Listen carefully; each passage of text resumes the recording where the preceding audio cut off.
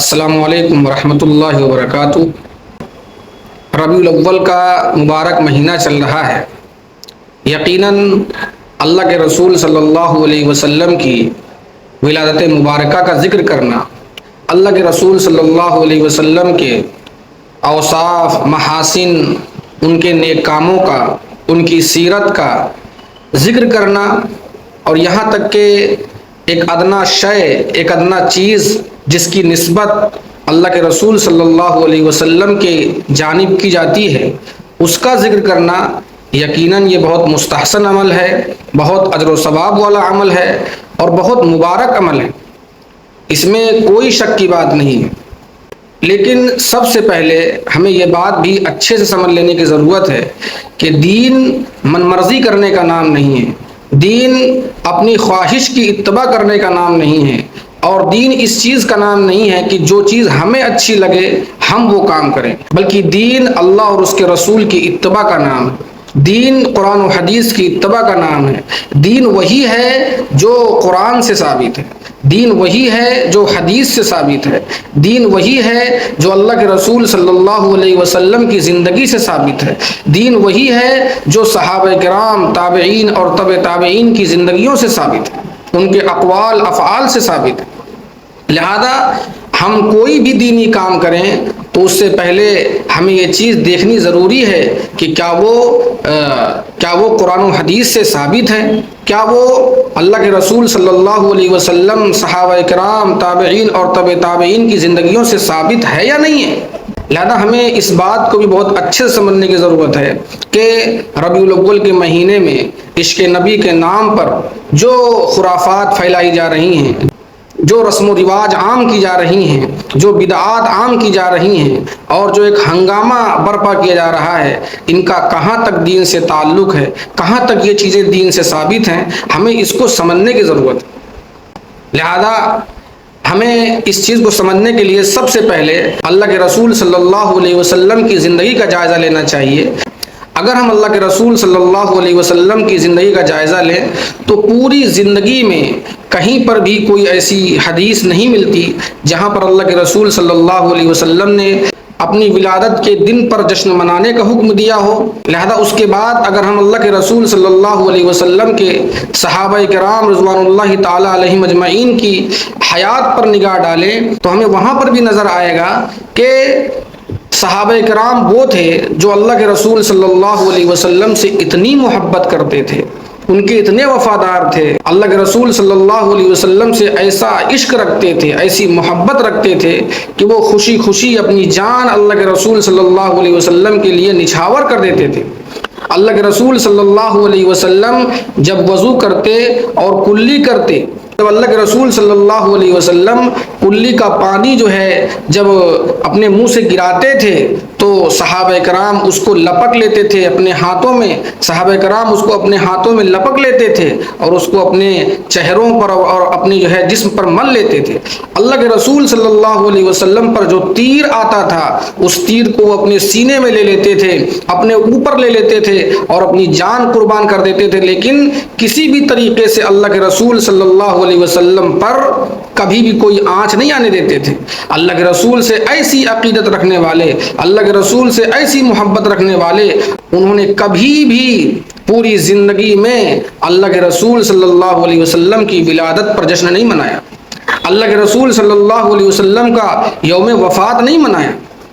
ہم اپنے آپ کا جائزہ لیں، کیا ہم ان جیسے جانثاروں سے زیادہ اللہ کے رسول سے محبت کرنے والے ہیں؟ کیا ہم اسلام کے مزاج کو، قرآن و حدیث کے مزاج کو، اللہ کے رسول کے مزاج کو ان سے زیادہ سمجھنے والے ہیں؟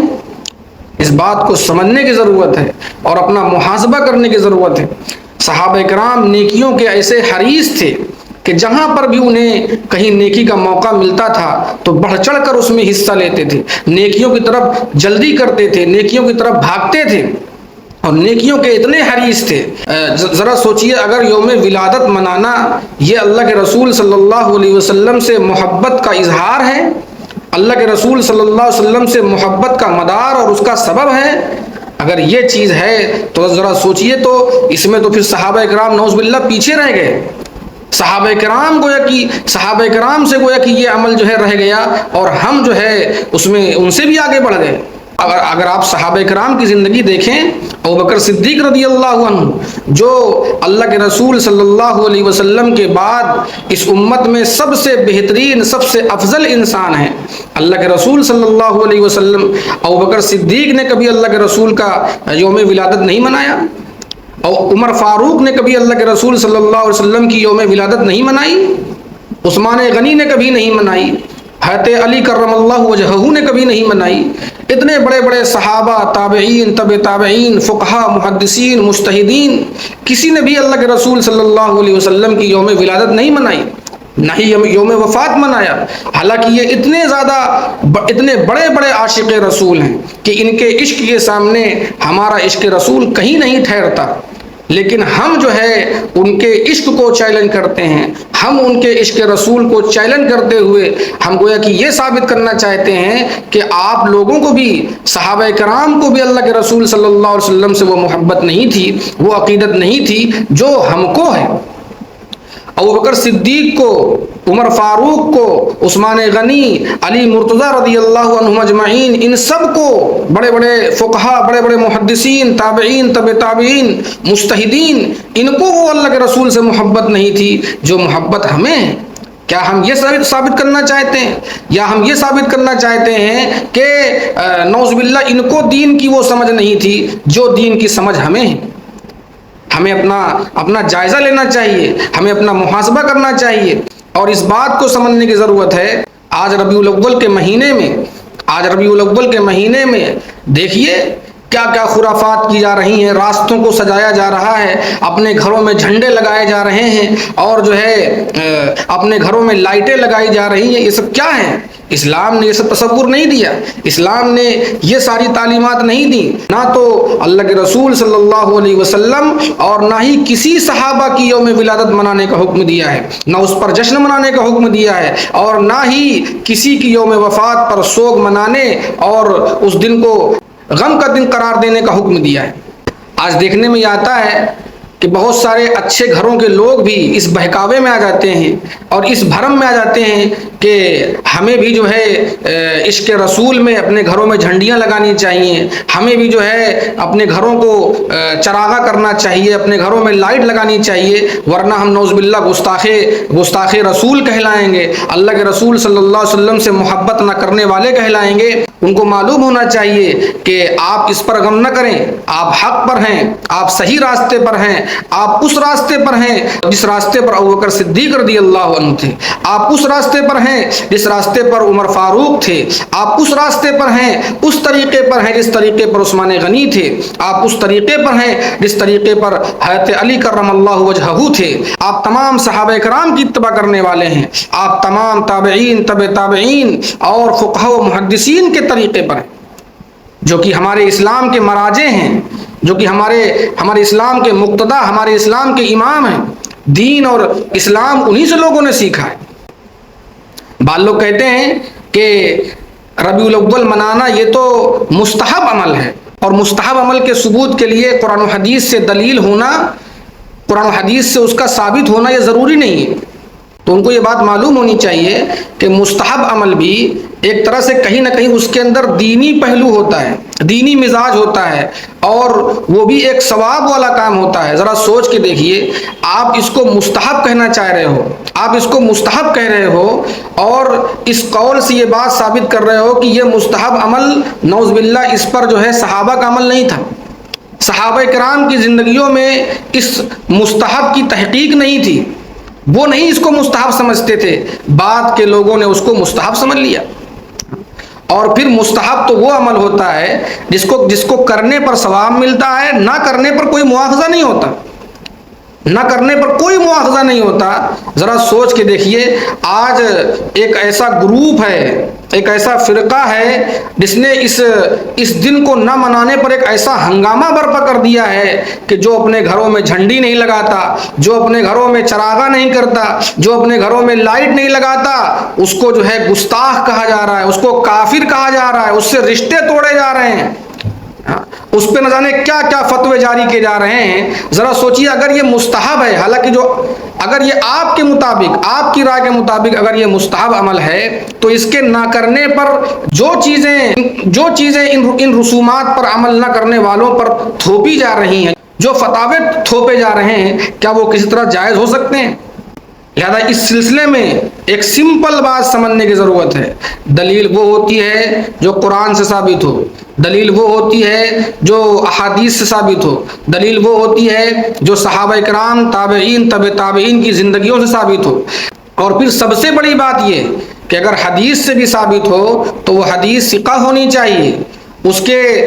روایت کرنے والے لوگ ثقہ ہونے چاہیے، معتمد ہونے چاہیے. وہ حدیث کس درجے کی ہے اس کو سمجھنے کی ضرورت ہے. آج لوگ جو ہے اپنی دکان چلانے کے لیے، لوگوں کو گمراہ کرنے کے لیے نہ جانے کہاں کہاں سے ایران توران سے جو ہے دلیلیں دے رہے ہیں، اور لوگوں کو بھرم میں رکھ کر اور چکنی چپڑی باتیں کر کر پوری امت کو گمراہ کر رہے ہیں، اور لوگ ان کی باتوں میں آ بھی رہے ہیں. تعجب یہ ہوتا ہے کہ اس دور میں جب پڑھے لکھے لوگ ہیں، اب تو جہالت کا دور نہیں رہا، ہر شخص پڑھا لکھا ہے، اس دور میں بھی پڑھے لکھے لوگ بھی ایسے لوگوں کی باتوں میں آ جاتے ہیں، ایسے لوگوں کے جھانسے میں آ جاتے ہیں، اور وہ ان سے سوال نہیں کرتے کہ بھلا جب ابوبکر صدیق نے نہیں کیا، جب اس کام کو عمر فاروق نے نہیں کیا، جب اس کام کو عثمان غنی نے نہیں کیا، جب اس کام کو علی کرم اللہ وجہہ نے نہیں کیا، جب اس کام کو صحابہ کرام نے نہیں کیا، تو آپ ہم سے کیوں کروا رہے ہو؟ کوئی یہ سوال کرنے والا نہیں ہے. اگر یہ کام ثواب کا کام ہوتا تو کیا ہم ان سے زیادہ ثواب کرنے والے ہیں؟ تو کیا ہم ان سے زیادہ خیر کے کام کرنے والے ہیں؟ کیا ہم ان سے زیادہ جو ہے دین کو سمجھنے والے ہیں؟ اگر یہ چیز دین ہے، اگر یہ چیز ایک نیک کام ہے، اگر یہ چیز جو ہے ثواب کا کام ہے، دین کا حصہ ہے، عشق رسول کے اظہار کا مدار ہے، تو نعوذ باللہ صحابہ کرام پھر اس میں فیل ہیں. صحابہ کرام سے تو یہ ثابت نہیں ہے. یعنی ہم عشق رسول میں صحابہ کرام سے بھی آگے بڑھ رہے ہیں. اسی کو ایک بہت معروف و مشہور مثال میں سمجھیے کہ کوا چلا ہنس کی چال تو اپنی چال بھول گیا. لہذا ایسا نہ ہو کہ ہم جو ہے بہکاوے میں آ کر صحیح دین ہی بھول جائیں اور صحیح دین کو سمجھنا ہی چھوڑ دیں. لہذا اس چیز کو سمجھنے کی ضرورت ہے. لہذا جب بھی ربیع الاول کا مہینہ آئے تو اس میں اس بات کو سمجھیے کہ ربیع الاول کے مہینے میں اللہ کے رسول صلی اللہ علیہ وسلم کی ولادت ہوئی ہے. اور ولادت کی تاریخوں کے متعلق دو روایات ہیں. بعض روایات 12 ربیع الاول کی ہیں جو کہ غیر ثقہ ہیں، لیکن زیادہ ثقہ روایات 9 ربیع الاول کی ہیں کہ اللہ کے رسول کی ولادت 9 ربیع الاول کو ہوئی ہے. زیادہ تر معتبر اور ثقہ روایات کے مطابق اللہ کے رسول کی ولادت 9 ربیع الاول کو ہوئی ہے اور وفات 12 ربیع الاول کو ہوئی ہے. لہذا جب بھی یہ تاریخ آئے یا جب بھی یہ مہینہ آئے، جوہلہ کی جانب سے جو رسومات اور رواجات اور خرافات اور بدعات جو اس مہینے میں اور اس تاریخ میں جو مروج ہیں، ہمیں ان سے اجتناب کرنا چاہیے اور ہمیں ان سب چیزوں سے دور بھاگنا چاہیے. یہ سب جو ہے ان لوگوں کا کام ہے جو دین کی سمجھ نہیں رکھتے، دین سے بالکل کورے ہیں، دین سے بالکل نابلد ہیں. یہ ان لوگوں کا کام ہے. ہمیں ان سے اجتناب کرنا چاہیے اور ہمیں اس دن یا اس مہینے میں ہمیں یہ عزم کرنا چاہیے. ویسے تو پوری زندگی ہماری اللہ کے رسول کی سنتوں کے مطابق گزرنی چاہیے، لیکن خاص طور سے ہمیں اس مہینے میں یہ کام کرنا چاہیے کہ جب بھی ربیع الاول کا مہینہ آئے تو ہمیں یہ عزم کرنا چاہیے کہ ہم اس پورے مہینے میں اللہ کے رسول صلی اللہ علیہ وسلم کی سنت کے مطابق زندگی گزاریں. ایک بھی سنت اللہ کے رسول کی چھوڑیں گے نہیں. پہناوے سے لے کر، کھانے پینے سے لے کر، شادی بیاہ سے لے کر، معاملات اور تجارت سے لے کر، ہر چیز میں اللہ کے رسول صلی اللہ علیہ وسلم کی سنت پر عمل کریں گے. کم سے کم اس ایک مہینے میں تو ہم عزم کریں. اور دوسرا کام جو ہم اس مہینے میں اور اس 9 ربیع الاول یا 12 ربیع الاول کو کر سکتے ہیں وہ یہ کہ ہم سب جانتے ہیں اللہ کے رسول صلی اللہ علیہ وسلم کی آمد سے ہی اس دنیا کی بقا ہے. اللہ کے رسول صلی اللہ علیہ وسلم کے آنے سے ہی اس دنیا کو ہدایت ملی ہے. تو لہذا اس پر ہمیں اللہ تبارک و تعالیٰ کا شکر ادا کرنا چاہیے. تو جب بھی یہ مہینہ آئے یا جب بھی یہ تاریخ آئے، ہمیں شکرانے کے طور پر جو ہے نوافل کا اہتمام کرنا چاہیے. ایسے ہی ہمیں جو ہے روزے رکھنے کا اہتمام کرنا چاہیے. 12 ربیع الاول کو یا 9 ربیع الاول کو ہمیں روزہ رکھنے کا اہتمام کرنا چاہیے. ہمیں اخلاص کے ساتھ، للہیت کے ساتھ ہمیں جو ہے خاص طور سے اس پورے مہینے میں اس پورے مہینے میں اور خاص طور سے 9 ربیع الاول اور 12 ربیع الاول کو کثرت سے ہمیں جو ہے درود شریف پڑھنے کا اہتمام کرنا چاہیے۔ ایسے ہی یہ بات جو سب سے ضروری ہے، سب جو ہے عشق رسول کا دعویٰ کرتے ہیں اور ڈینگے مارتے پھرتے ہیں، لیکن اگر معلوم ہو کہ اللہ کے رسول کی سیرت پر ایک بھی کتاب پڑھی ہے تو کتنے لوگ ہوں گے جنہوں نے کبھی بھی اللہ کے رسول صلی اللہ علیہ وسلم کے اوپر کوئی کتاب نہیں پڑھی ہوگی۔ تو کم سے کم ہم یہ عزم کریں کہ اس مہینے میں اللہ کے رسول صلی اللہ علیہ وسلم کی سیرت کے متعلق کوئی ایک کتاب ضرور ختم کریں گے۔ پہلے زمانہ ہوتا تھا جاہلوں کا، آج کے دور میں تو سب پڑھے لکھے لوگ ہیں ماشاءاللہ، کوئی اردو جانتا ہے، کوئی عربی جانتا ہے، کوئی جو ہے ہندی جانتا ہے، کوئی انگلش جانتا ہے۔ ایسا نہیں کہ آج کوئی ایسا ہو جو کچھ نہیں جانتا ہو، تو لہذا ہر زبانوں میں اللہ کے رسول صلی اللہ علیہ وسلم کی سیرت کے اوپر کتابیں موجود ہیں۔ آپ جو بھی زبان جانتے ہوں اس زبان میں اللہ کے رسول صلی اللہ علیہ وسلم کی سیرت کو پڑھنے اور اس کا مطالعہ کرنے کا التزام اور اہتمام کریں، یہ بھی بہت ضروری ہے۔ لذا آخر میں بس میں یہی کہنا چاہوں گا کہ اللہ تبارک و تعالی ہم سب کو دین کی صحیح سمجھ عطا فرمائے، اللہ کے رسول صلی اللہ علیہ وسلم سے سچی عقیدت اور سچی محبت رکھنے والا بنائے، اور ہمیں قرآن و حدیث کا مزاج، دین کا مزاج سمجھنے والا بنائے، اور ہمیں خرافات اور رسومات، بدعات اور لغویات سے محفوظ رکھے، اور اللہ تبارک و تعالی ہم سب کو کہنے سنت زیادہ عمل کرنے کی توفیق عطا فرمائے۔ وآخر دعوانا ان الحمد للہ رب العالمین۔